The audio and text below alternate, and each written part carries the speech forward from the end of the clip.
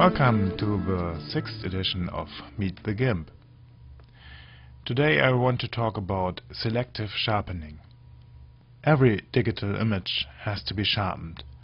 The images out of the camera are not that crisp, especially if you take raw images and let not the processor in the camera sharpen your image.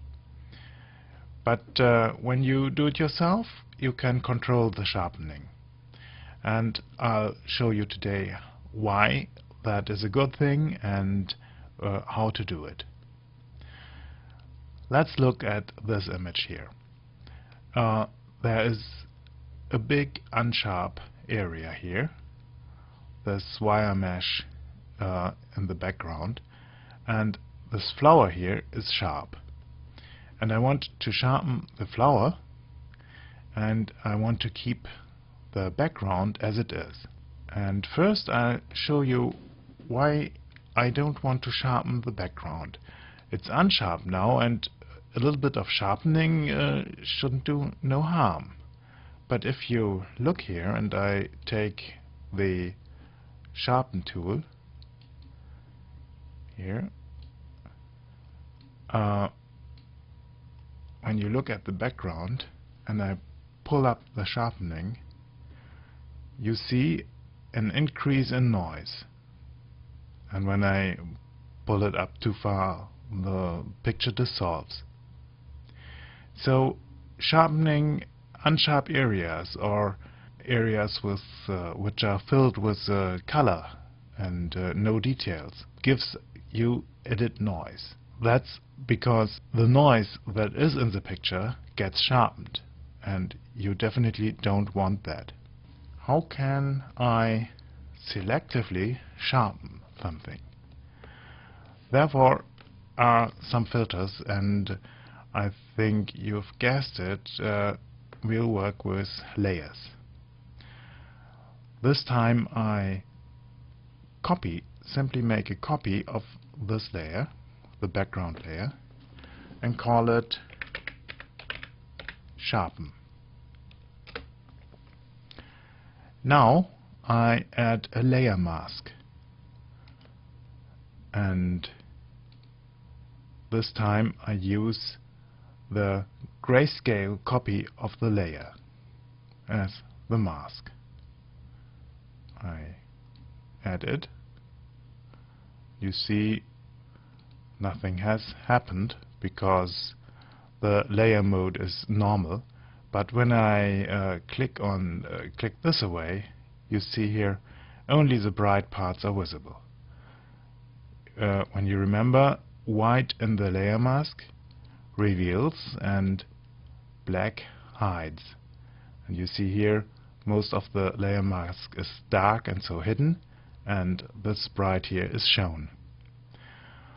When I would use now the sharpening algorithm on this layer, only the flower would be sharpened, but I want this leaf here and so sharpened too. And I don't want the white areas in the flower sharpened, only the fine details. Therefore is a second filter, and this one is edge detect. This is an algorithm that looks in the image for edges between bright and dull and enhances them, makes a white line there.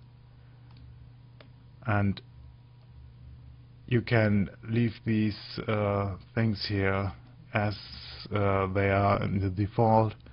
I really found not much differences between these algorithms, and I keep it as it is. But I increase the value here, let's say to 4. And look in the preview. You see here the background, there's a little bit of structure in it, and here we have thicker white lines. Okay, let's do this here. It works, And now I have here a white painting of all the edges. I pressed 1 for zooming in, and you see here all the detail has now a white border, a white line, and all the other areas are black or nearly black. The full image looks now like this here. Sorry, show layer mask. When I switch this off, only this is visible. I could sharpen this now and get a sharp edge here, and this wouldn't be affected. But this would give a strange effect, a sharp line in a muddy background. And so I have to use another filter on this here. Let me show layer mask again, and that is the blur. I use Gaussian blur to smudge this white lines a bit. Think can do a bit more this way. Wait for the completion of the filter, and now you see it's all a bit more soft also here, and I need a bit more contrast now, and take the curve tool and pull this here down, the dark areas down, get the dark darker, and pull this up and get the white whiter. Click, and now I have white lines where the sharpening should occur, and black where no sharpening should be. Not really black here, but here it is black, and here is still some structure. I could work on that, but I think it will do no harm. Now I disable the layer mask here. Wrong window. Shift Control E to look at the whole image. And when I disable this, you see nearly nothing of the image. Let me give you a clue what's happening there. Here, now you see the areas that will be sharpened. Now let's sharpen this image. I use filters, enhance, and let's go the easy way. Let's simply sharpen. Go to the area with the flower. Oh, sorry, I tried to sharpen the white layer here. There is not much to sharpen in that. Filter, reshow sharpen, and here is the flower, and now I can pull this up, and I can pull it up to a really insane value. Let's say here in this area, or a bit less. That works. And perhaps you can see it after the video compression. The line has more definition now. Let's switch this white layer off, and here the image is. See if it is visible in this. No, in this magnification it's not visible. I zoom into the image to 100%, and I think you should see the effect now. This is sharpened, and this is not sharpened. With the opacity slider I can control the amount of the effect, and just to check, here is no added noise. Now let's do some fine-tuning. I zoom into the image and look for the best way is to go to 100%, because then you see what you get. And I look for stuff that isn't good enough. The border here between the flower and the background is very good in sharpening. It's crisp and there are no artifacts. But when I go into the flower here, this looks a bit artificial, and this here even more. This is definitely over sharpened, and this here is not sharp enough. Here the edge detect algorithm found no edges, and so it's not sharpened. But you see there are edges and there is a structure here, and perhaps I should have given this a bit more boost with the levels tool or with the curves tool before. Sharpening should always be the last step in your workflow. Okay, I'll come back to that later. How can I reduce this here? It's easy.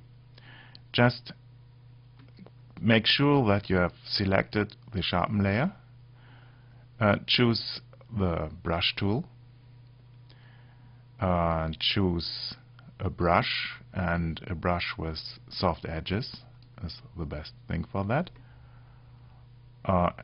Make the brush large enough for the job. This is good. And now select a color, black.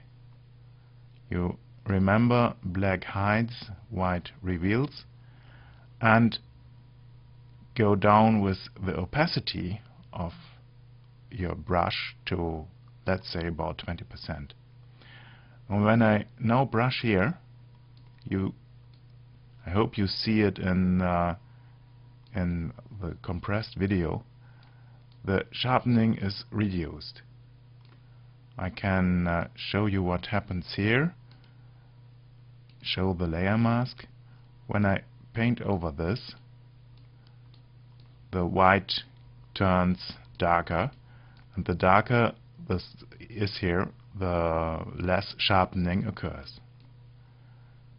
But when I switch show layer mask off, I see the image and can see the result of my operation. I'll look into the details later. How to add more sharpening to this here? It's easy. Just switch the colors with X, and now I'm painting with white. And when I paint with white here, you see it gets sharper, and perhaps I've overdone it already here. Let's look at the layer mask. You see here, this is what I have painted.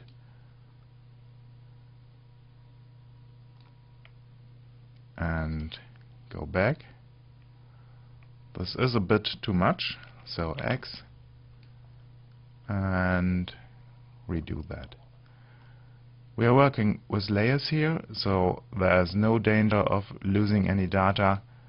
The only thing I can destroy now is the edge data that has been constructed by the filter, but that can easily be redone. Here I have zoomed into the edge of the flower where the sharpening has been done. I can show you this here. There is the sharpened part. And underlying the old image, let me switch this off, the old image stays intact. The sharpening happens in getting a bright and a darker line between the dark and the bright part of the border here, of the border between these two colors. the edge of the dark is darkened and the edge of the bright part is brightened up. Is that a word? And so the eye gets an additional bump here by passing from here to here or from here to here. And by using the mask, you can keep this effect only to the area where you want it to have it. Let me point you to a more detailed resource about sharpening. Go to tipsfromthetopfloor.com, the site of Chris Marquardt's podcast, and there on the left side you find somewhere Photoshop Corner. Here, go to Photoshop Corner, and there he has a lot of podcasts about Photoshop, which are nearly all usable for the GIMP 2, and he has made the effort and has written the stuff he said in the podcast and made some pictures to it. And I'll steal some material from there so I can point you directly to the source here. And here you see first the sharpening effect. I told you that. And he covers the unsharp mask in detail and how to avoid these halos, and shows a lot of different techniques to sharpen an image. The one I showed you isn't here on this side. And by the way, when you are on this side, just check out if there are still some places free in the Learning to See workshop. This was it for this week. I want to make the files I use in the videos available to you. I haven't found a server up to now, but when you drop me an email at info@meetthegimp.org, I'll send it to you. Be warned, they are big, 10 megabytes or so. And I try to get place on a server which doesn't cost too much to make them available. I hope to see you around next Thursday, and I think I'll cover the curves tool then.